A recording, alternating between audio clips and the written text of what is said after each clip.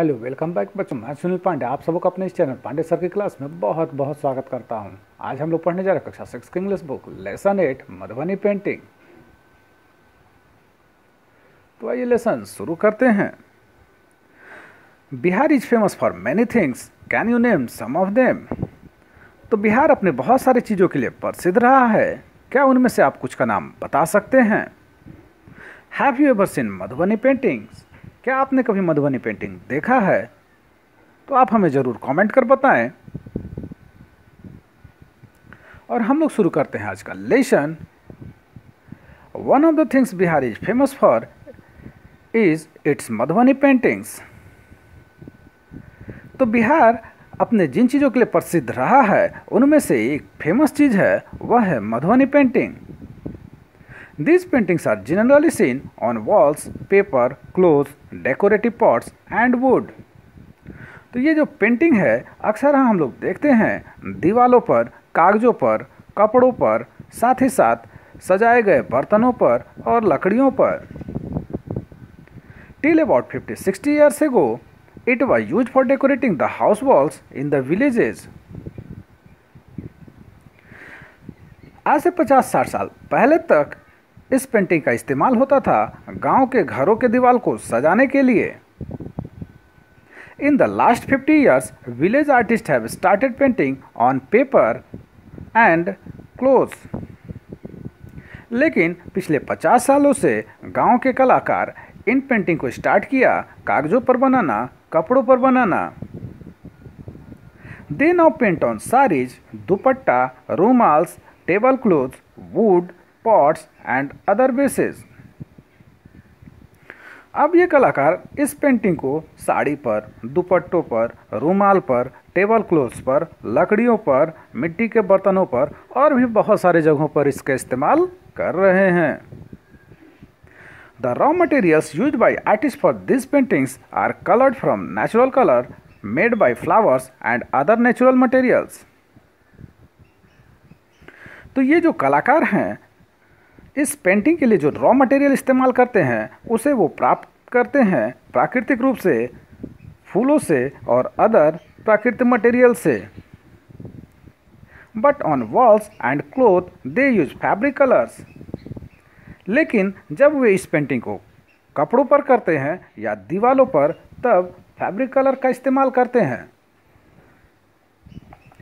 The themes of these paintings are natural scene of the village, flora and fauna or from religion.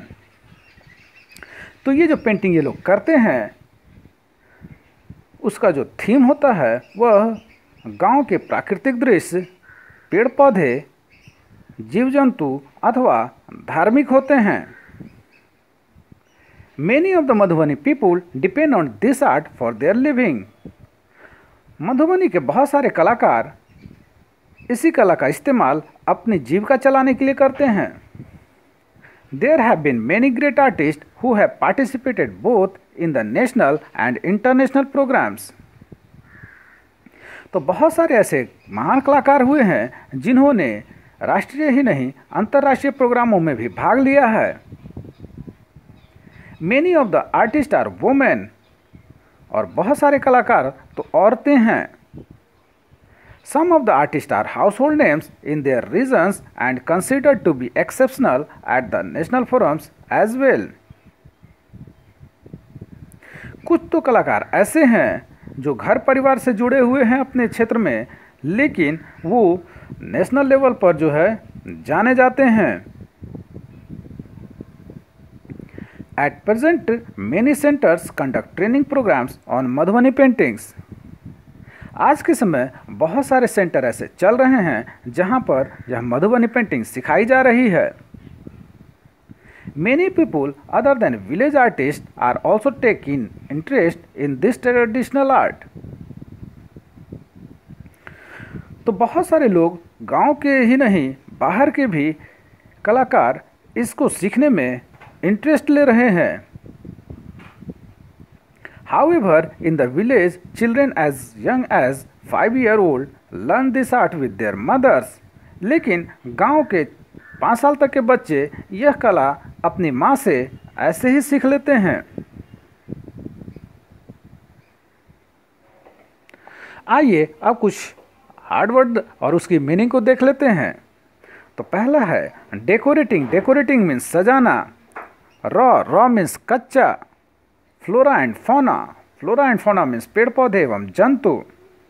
Household. Household means घर एवं परिवार। Exceptional. Exceptional means जनसभा। आइए अब एक दो सवाल के जवाब को देख लेते हैं। तो पहला क्वेश्चन है where are Madhubani painting seen. Answer होगा Madhubani paintings are seen on walls, paper, clothes, decorative pots and wood. Second question है what are the raw materials used for this painting. Answer होगा the raw materials used for this painting are colored from natural colors made by flowers and other natural materials. तो आप सबको हमारा यह प्रयास कैसा लगा हमें ज़रूर कमेंट कर बताएं। हमारी इस चैनल पांडे सर की क्लास को जरूर सब्सक्राइब करें और बेल बटन को दबाएं ताकि आने वाली वीडियो का नोटिफिकेशन आपको मिलता रहे। दूसरों के साथ इसे शेयर करें और हाँ, लाइक करना तो बिल्कुल ना भूलें। आपका लाइक करना ही हमारी मेहनत का फल है। धन्यवाद। Thank you.